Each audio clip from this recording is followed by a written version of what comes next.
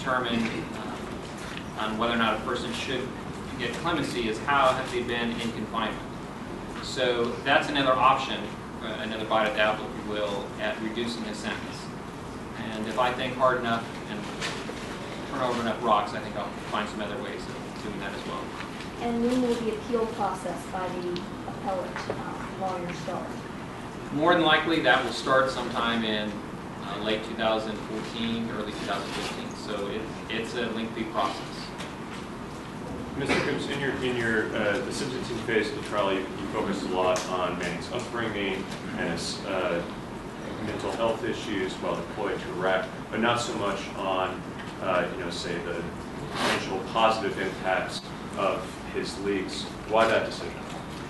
Well, you always have to know your audience, and my goal there as his advocate was putting forth the evidence that I believe would be the most persuasive to the audience that mattered at that point, and that was only the military judge. If I had an audience of the people behind me, my defense would be a lot different. But that's what I went with at the time.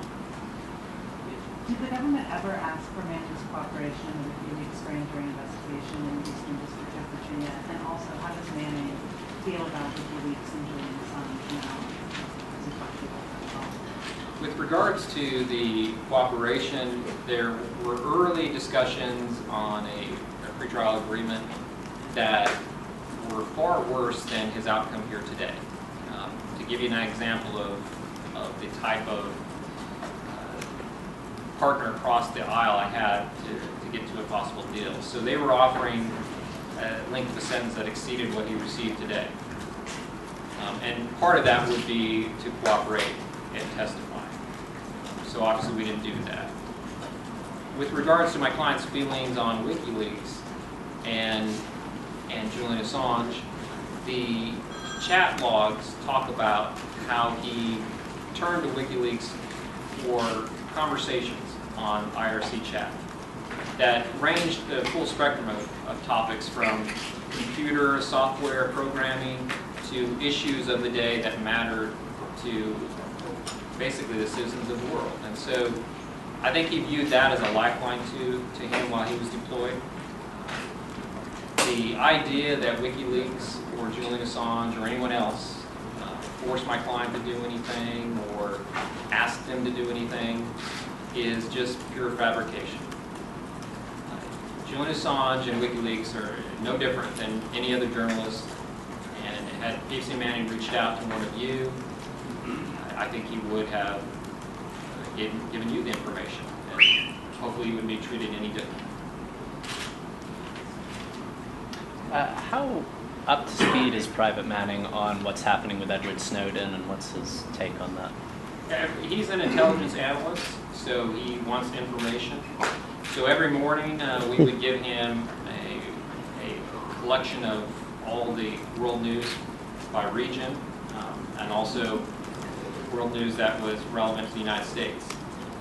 So if he were here today, he could have a conversation with you about anything that happened within 24 hours. So. And sorry, what's his take on the Edward Snowden situation? Well, he views that. He hasn't given me like his personal opinions, but when we talked about that, obviously the timing for us wasn't the greatest. But it also had some benefits because it brought focus back to his case. And the hope was that when people would see that Bradley Manning wasn't the only person who was interested in informing the American public, that might have some positive outcomes. So to the extent that we talked about it, it was along those lines. Two-part question. Did you and the co-counsel, Colonel Curley, anticipate the dishonorable discharge? And secondly, what do you think are the implications for Bradley in his future life of that sentence? The discharge, I could see a bad kind of discharge, but not a dishonorable. Bradley Manning is a man of honor, so I can't see that. The implications for his future, I'm hopeful that he gets out in the near term. I'm hoping that he can go on with his life and be productive. And if so, then this doesn't have to define him. He can still be a very productive member of our society. Can I just ask you what, in the immediate, what's going to happen with Bradley? And presumably he'll go back to Lebanon. Does he go back to the same facility or area that he was in? And did he express any concerns about moving into a more general population? Yeah, he'll go back to Fort Leavenworth, but instead of being at the Joint Regional Confinement Facility that's for pretrial confinement, he'll go to the USDB, which is for post-trial confinement. When you get there, you have a month-long indoctrination period where you learn about the facility's rules. They assess you, they ensure that everything's fine, you have no issues that would require you to be held in solitary confinement. Once he gets through that month-long period, then he'll be released to general population, assuming there are no issues, which I wouldn't envision there would be. Then he'll have kind of a typical day that he had previously at the Joint Regional Confinement Facility. So he goes back there immediately to like today or tomorrow even? Or? I'd imagine so.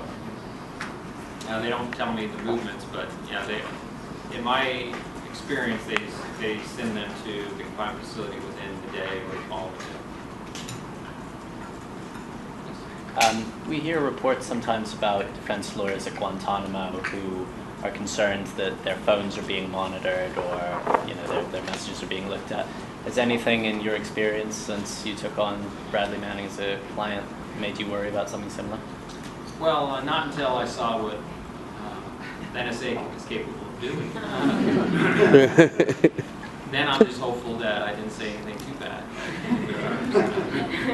But yes, I could see, I never really seriously considered whether or not my phone or my emails were being intercepted. But if they did, I wouldn't be too concerned for anything that's in there actually. But obviously, I wouldn't want that to happen. Could you talk about how your client has changed since you first started representing him, and especially during the course of the trial? Yeah, but Brad as a 22-year-old, when I met him, and in Quantico, was a person that was really afraid. He was at his rope's end. Our relationship was built over many meetings, many sessions. When we got him out of the conditions that he was in, that's when I truly saw his personality come out. That's when I saw the true client that I had. And in the 3 years that I've been representing him, he's really matured a lot. We've talked about that at the trial, and it's true. He is a different person, as you would expect anyone to be when they go from 22 to 25. But the thing that's refreshing about him is that he is very consistent in his view of morality, and his view of what's right and wrong. And for that, he hasn't changed. And that's what makes it a pleasure to represent him as a client. In 3 months of trial, we haven't heard anything in open court about President Woodrow Wilson's vision of open diplomacy, and every mention to a diplomatic cable in particular has been conducted in classified session. What has this trial shown about the practicability of a more open diplomacy in the United States? Well, I think it would make the world a much better place if we had open diplomacy. I'll tell you from my perspective of being in closed sessions, every day I left thinking, I don't know why we were in a closed session. There was nothing that was said that, in my mind, warranted closing the session.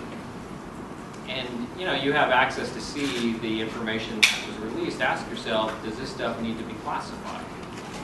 And that goes back to what I said in my earlier remarks of we have a serious problem in this country, and that's overclassification. At least in 2011, apparently 92 million documents were classified. I don't believe we need to classify 92 million documents.